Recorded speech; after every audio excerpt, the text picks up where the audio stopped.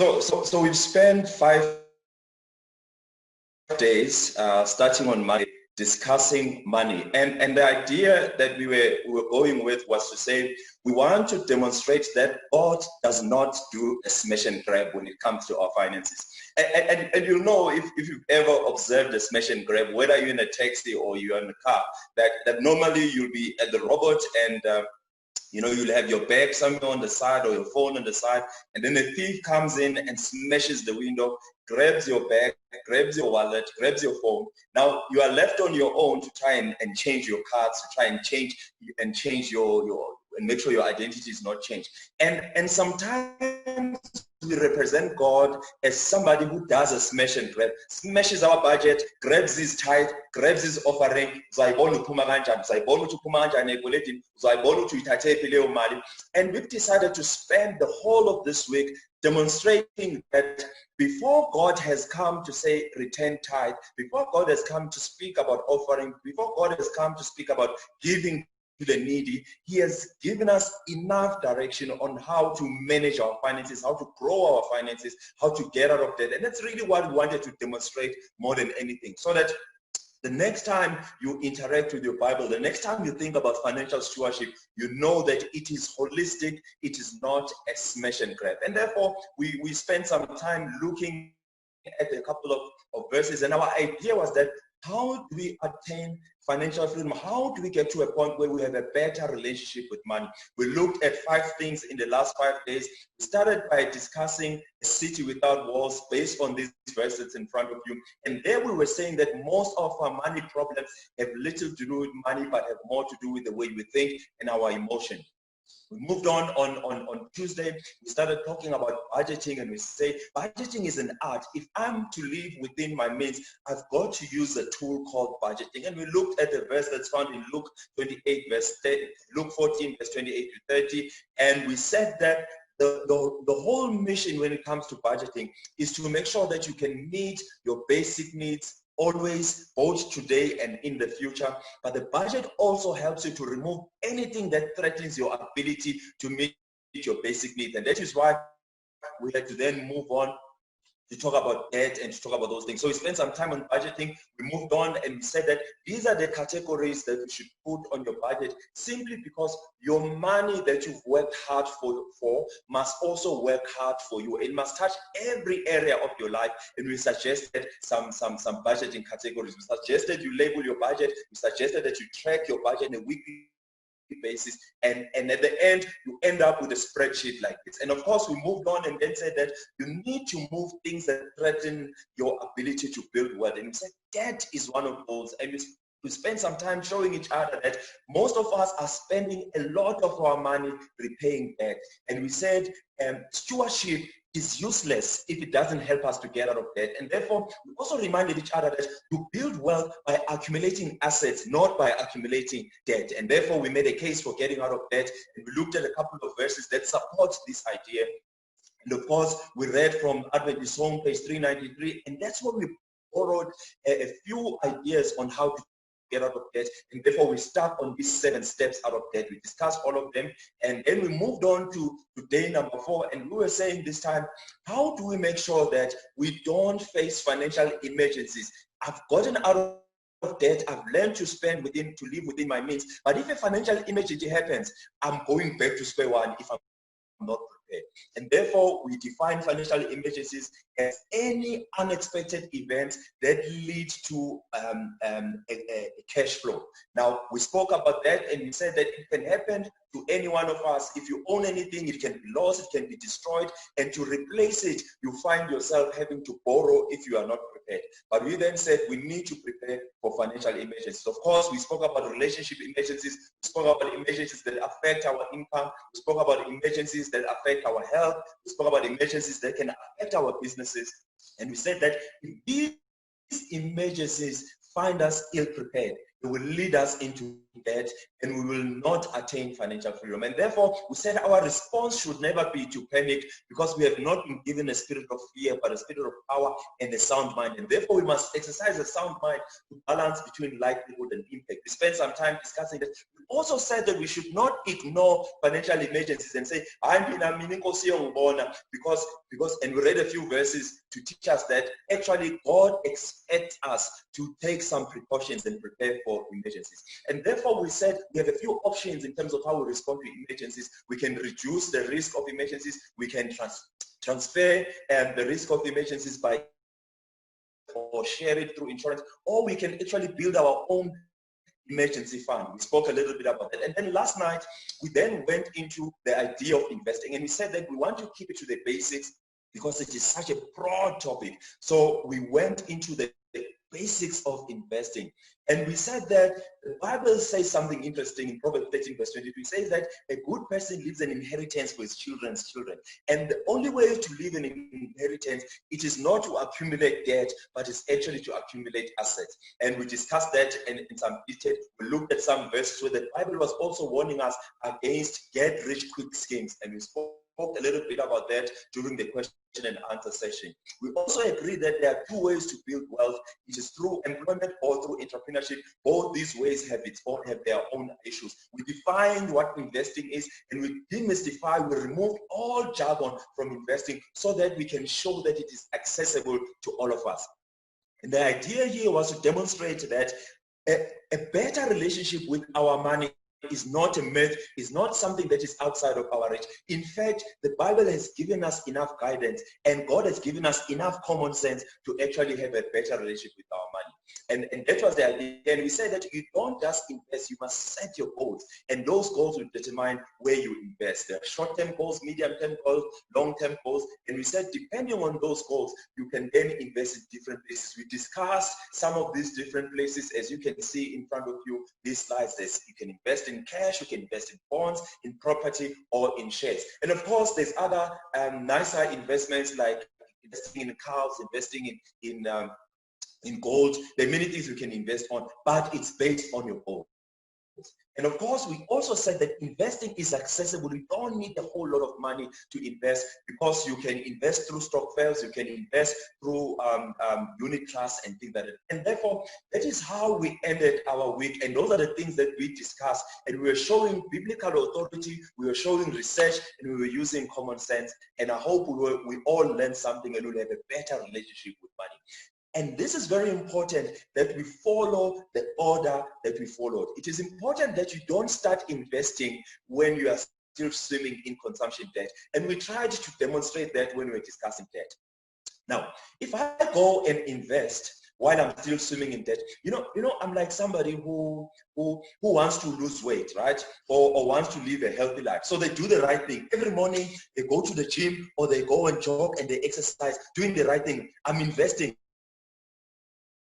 but I'm still in debt. So you're doing the right thing, you're exercising in the morning, and then you spend the whole day with a mark going. You've just reversed everything that you've done that is good.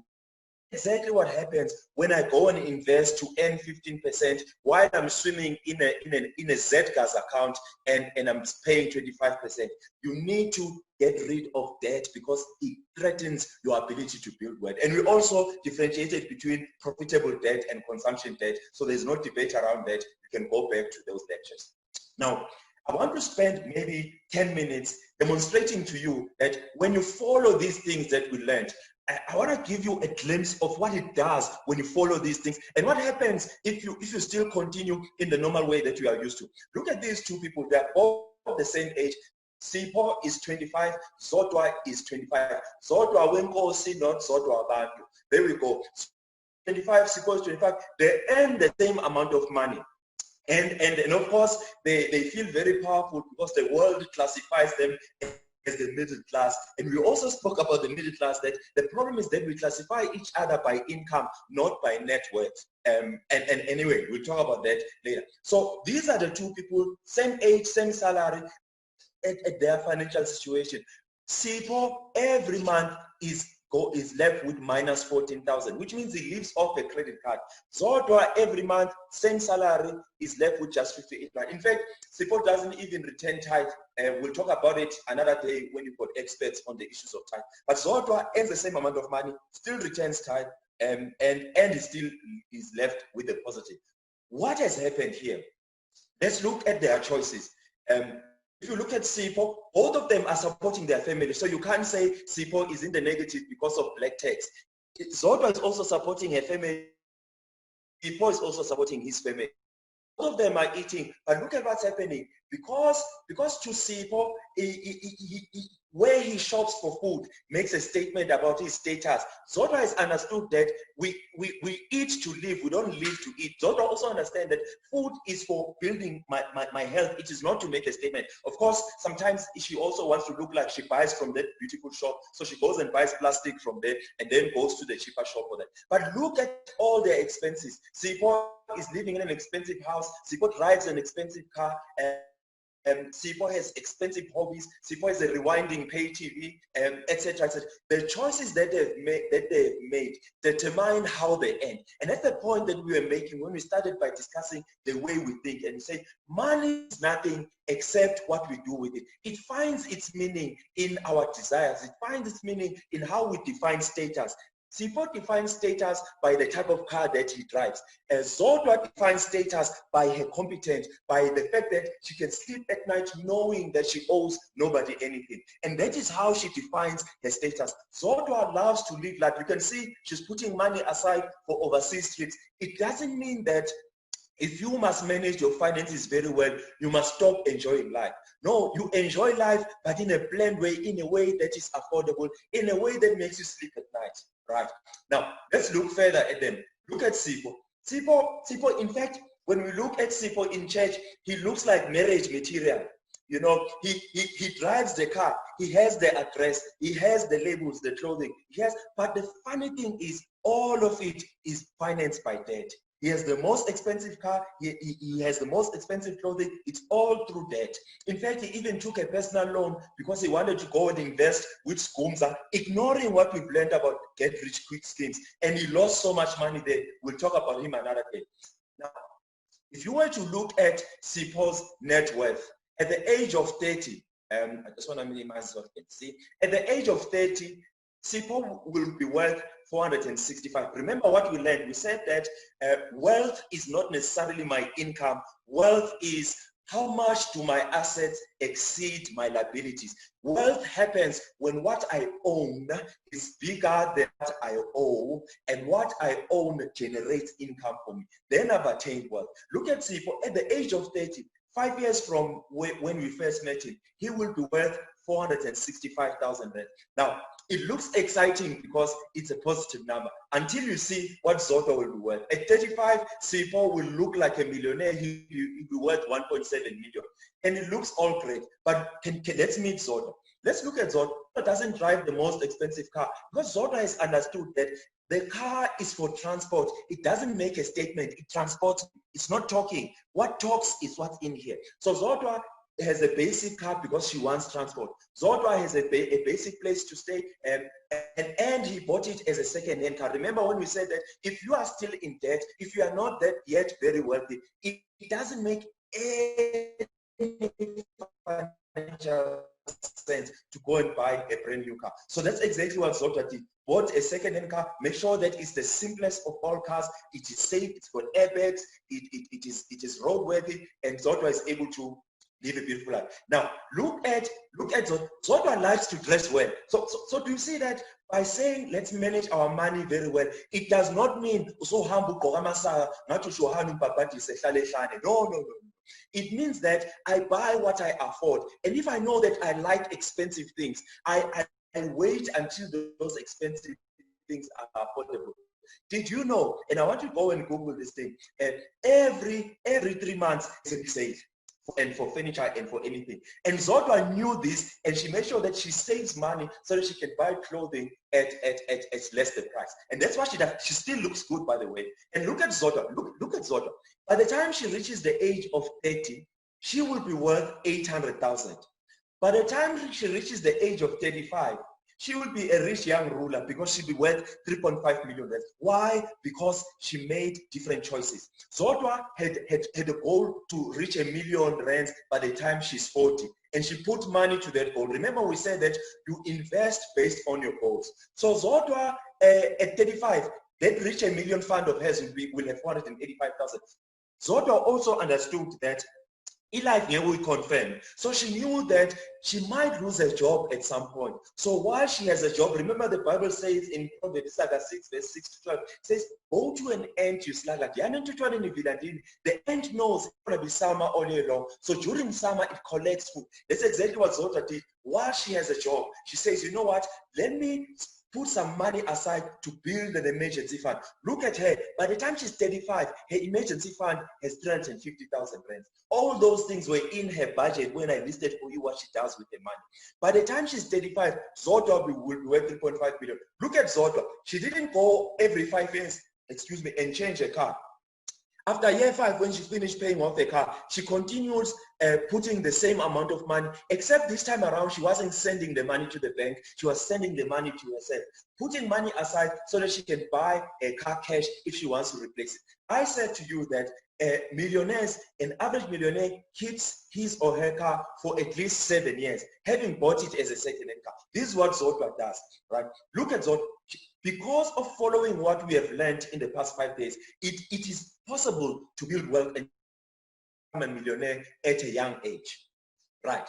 Now, let's fast forward and say, well, what happens when they are 65? Remember, what we are also trying to do by learning to manage our finances better, we are a generation that is sandwiched between two worlds. We are from the world that was poor. Our parents who were excluded economically. So we are moving from there. We are trying to build a better world for ourselves. So we are exposed to black tax, which really is a slang word for taking care of your relatives.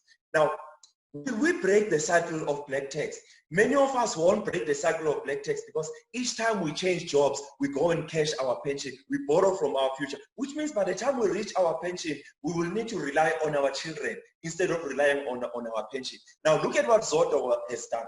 Sithole, each time he changed jobs, he will cash his pension so that he can have the best TV, he can have the best holidays, he can check in on Facebook, and we all like Sithole. In fact, he's taken so many people on vacations, but it's from the money that is borrowed from the future. He is busy creating problems for his children. He also borrowed some money, by the way, to finance a wedding. And it was the wedding of the year. No Limits was there. We had a comedian. It was the best wedding ever, financed by taking money from his future when he changed jobs. Look at them when they reach the age of 65. When they are supposed to be being a blessing to their grandchildren, one of them is going to become a curse. Right? Look at them. At 65, Zodwa will be worth 23 million rands because she didn't cash her pension. She understood that even when I lose a job, I don't have to touch my pension because I've been building an emergency fund. And therefore, by the time she's 65, her children don't see her as a burden. No, she's making sure that she doesn't become a burden. She breaks the cycle of black taxes. But Sithole, because he was cashing his pension all the time, he's only worth 7 million, which means this man will only last him about 3 years because his lifestyle is already high. And because he's Adventist, he eats healthy, he's going to live longer, except he'll live longer broke. Now, the very sad thing, which we must talk about another day, is that unfortunately, these two end up getting married, but they are unequally yoked when it comes to their financial habits. And Zodwa then suffers because of marrying a person like another day, another time. Now, I want them to then end it this way. I want us to talk then about what then are the enemies of wealth.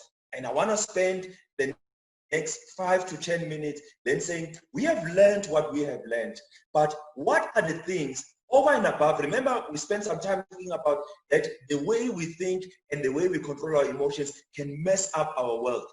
But what else in addition to that are the enemies of our wealth? Yes, I've done all of this, but what can take me backwards? What can take me backwards? There's a few things, right? One of the things that can really take us backward when it comes to our wealth is this thing of of wanting things now. It's this thing of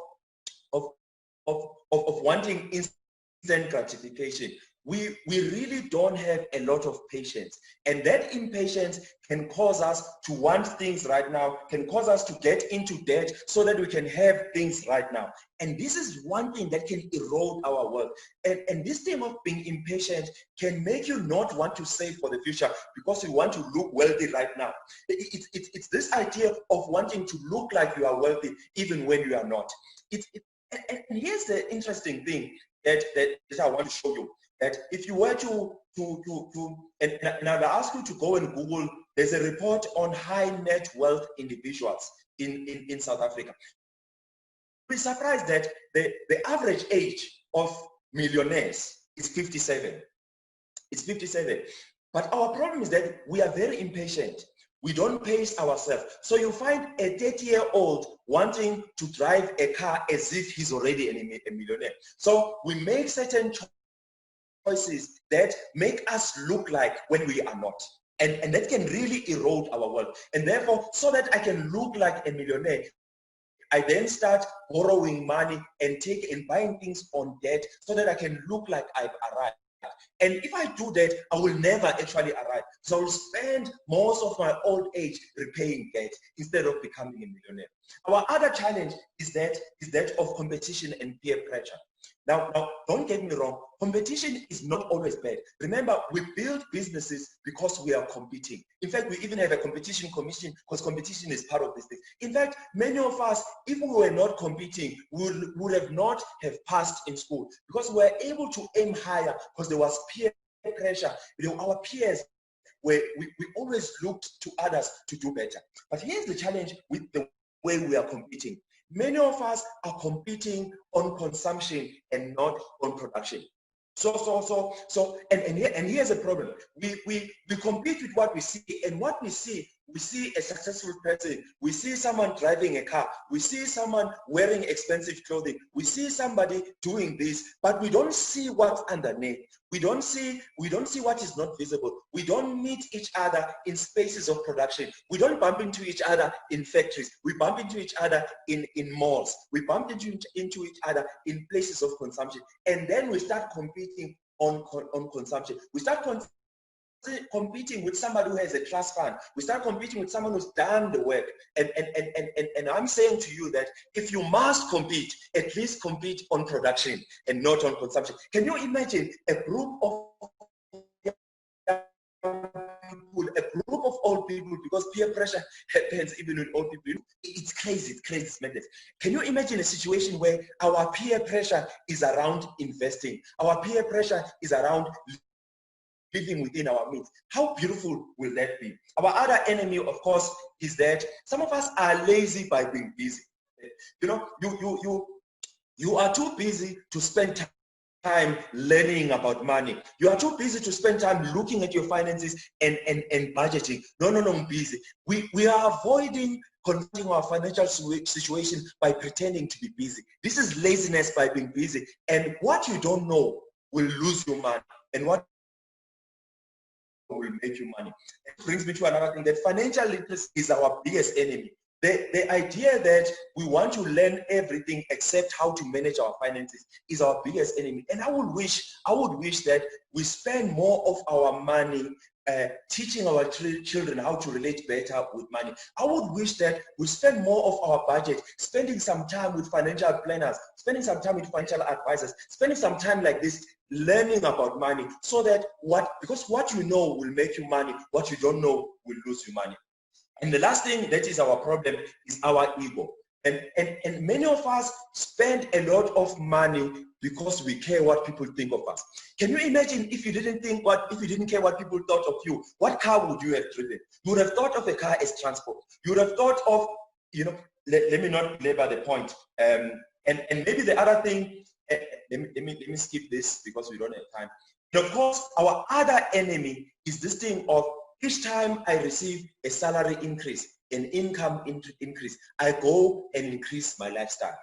And that is the enemy of our wealth. Because instead of increasing my investing, instead of taking the extra money and repaying my debt so that I can be financially free, instead of taking my money each time I increase my income and increase my giving, instead of increasing my income earning capacity, imagine if I took some of my money and increased my skills so that I can have more skills and be paid more for my skills. Remember when we spoke about investing, we said that it is about committing resources, committing my skills and growing them. Imagine if we did that instead of increasing our lifestyle. In fact, we would have built more wealth. Our other problem is that we like to be spontaneous. We want to be fun people, and we spontaneously get into debt. It would have been nice if we even budget for being spontaneous. Yes, I know that every week I want to do something fun. My friends, let me put money aside for it. I must not be spontaneous even when it comes to my money. And then lastly, our other challenge, there was an experiment that was done, and I'm ending with this one. There's an experiment that was done to see how much popcorn people were gonna eat.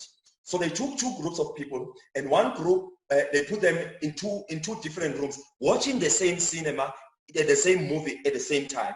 But one group was given a small container of popcorn. The other group was given a big container of popcorn, but the popcorn inside the two containers was the same amount. It's just that the bigger container was not full to the brim, and then the smaller container was full to the brim, but same amount of popcorn, but different containers. All they wanted to see, nothing deep, is which group will eat more popcorn. It was then found that the group with the bigger container ate more popcorn than the group with the smaller container. Nothing deep in this thing, but here's the lesson in this.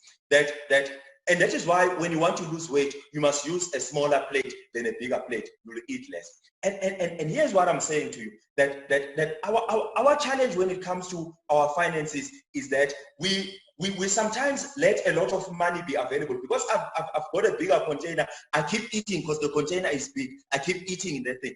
The problem is, if I make most of my discretionary money to be left uninvested, to be left accessible, I am more likely to spend more of it. That is why it is important to invest your money first and let less money be accessible. That is why it's important, if I'm going out on a date, I must carry the exact money I want to spend, and I will probably spend the exact money that I want to spend.